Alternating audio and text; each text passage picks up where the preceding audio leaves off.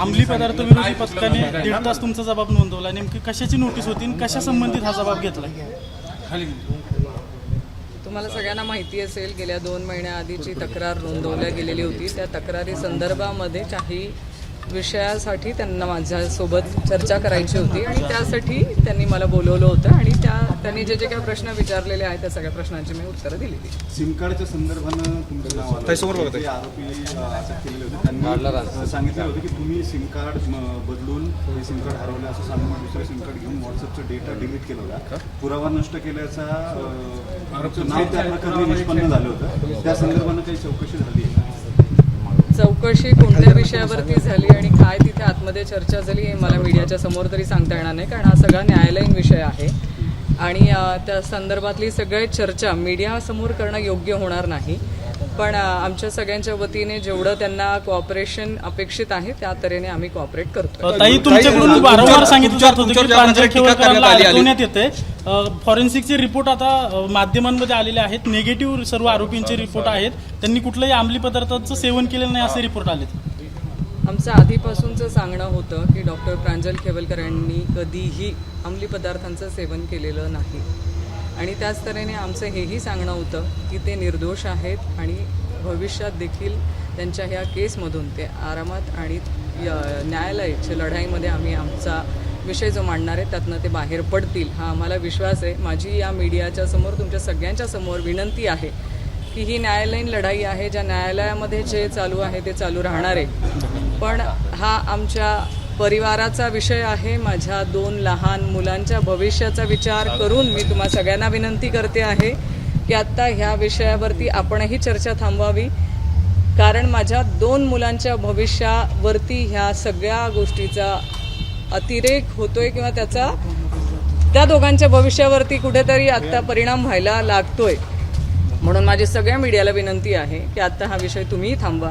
ही न्यायालयात ज्या गोष्टी होणार आहेत त्या तुमच्या समोर येणारच आहेत आणि न्यायालयाची लढाई ही मला विश्वास आहे आम्ही सगळ्या ठामपणे ही जिंकणार आहोत, कारण सत्य हे आजही सत्यच आहे आणि उद्याही सत्य. आरोपपत्र जे दाखल झाले त्या आरोपपत्रामध्ये अंमली पदार्थांच्या सेवनाचा आरोप नाही तर पजेशनचा आरोप जो आहे खेवलकर यांच्यावरती करण्यात आला.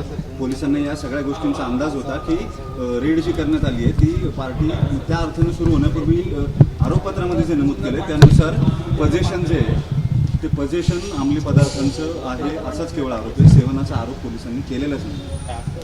मी तुम्हाला सांगितलं ना, ही न्यायालयीन लढाई आहे. याच्यावर सगळे विषय तुमच्या समोर येणारच आहेत. जशा न्यायालयामध्ये तारखा लागतील त्या तारखांमध्ये ह्या सगळ्या गोष्टी चर्चेला येतील आणि सत्य बाहेर येईल.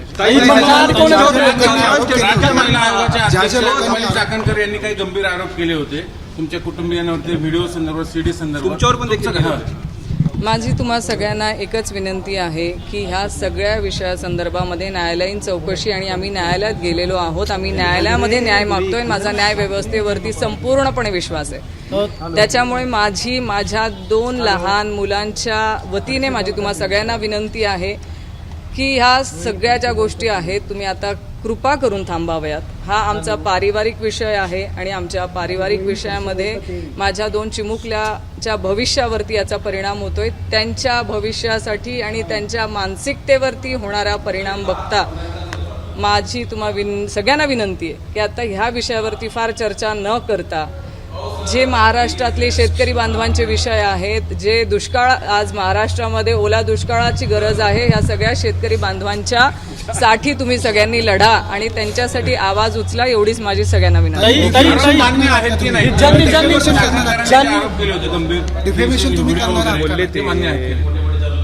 मी कसं सांगणार?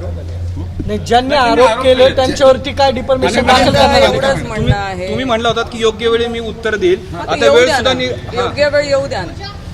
अडकवण्याचा प्रयत्न केला की माझ्यासाठी हा विषय न्यायालयीन विषय आहे.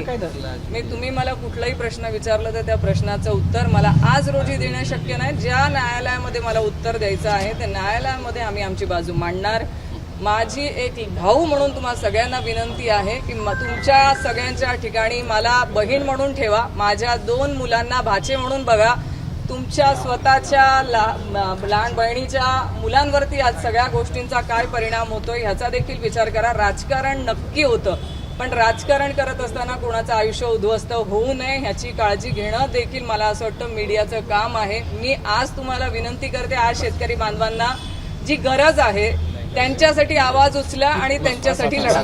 धन्यवाद.